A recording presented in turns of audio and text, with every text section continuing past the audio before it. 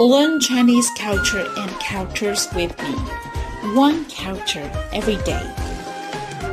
Dagger axe, the mark of war. Warfare is inseparable from weaponry, and the most commonly used weapon was the dagger axe. It evolved from a rope tied to a stake driven into the ground for tethering livestock, and its bone inscription form is yek. The seal script evolved into a tool that sharpened a wooden stake and attached a rope to it for throwing and hunting birds. The regular script form is yek. During the oracle bone script era, people attached a long shaft to the sharpened wooden stake yek and added a handle at the end of the shaft, naming it guo. After evolving through the bronze script and seal script, the regular script form became guo.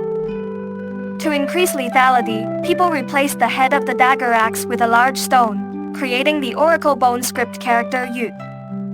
Because the stone yek was too heavy and not sharp enough, so it was changed to metal casting, thus becoming the form of the character yut in bronze script.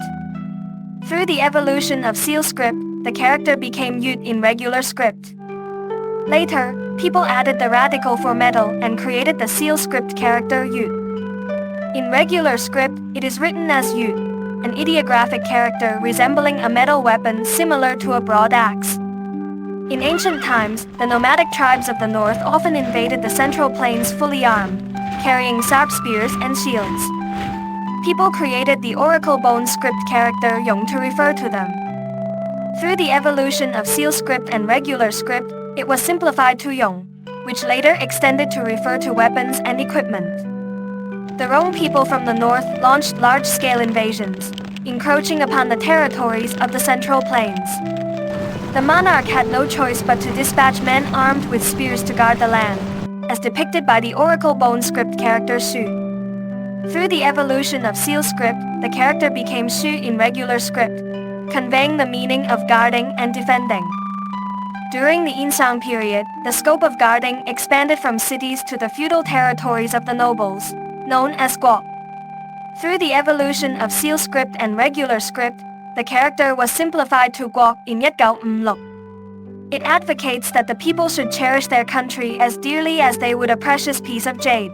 In Gongyuan Qin Yi Qin Shi Huang unified the 6 states, and the scope of armed defense expanded to encompass all of the nation's territory. Thus, the new character Wek was created, which in regular script means domain. Historically, every expansion of territory has been achieved through military force. Whenever large troops of soldiers marching and singing appear on the roads, it signals the advent of war. This scenario is represented by the oracle bone script character Mo. Through the evolution of classical and seal scripts, the character became Mo in regular script, ideographically representing the act of waging war with weapons. After the war ended, people would place their spears on weapon racks. Thus, the oracle bone script character Sut was created to signify the cessation of hostilities. Through the evolution of bronze script and seal script, the character became Sut in regular script. This is because in ancient times, people collectively adhered to the rule of ceasing combat at dusk and resuming battle at dawn the next day. Thus, Sut came to represent the time period from Tet to Mansang Gao Dim, the hours of truce. The soldiers, upon receiving news of a permanent ceasefire, were overjoyed. With mouths open in unison, they cheered, which is the extended meaning of Ham as all or entire. Through the evolution of bronze script and seal script, the character became Ham in regular script. At this moment, everyone's heart was a mix of sorrow and joy. Through the evolution of seal script, the character became Gum in regular script.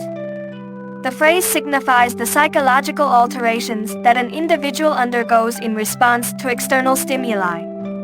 The war had drawn to a close, and the soldiers, having laid down their arms, now grasped the long-handled stone sickles, reminiscent of ancient halberds. They turned towards home to till the soil once more. That is the character 4 year in oracle bone script.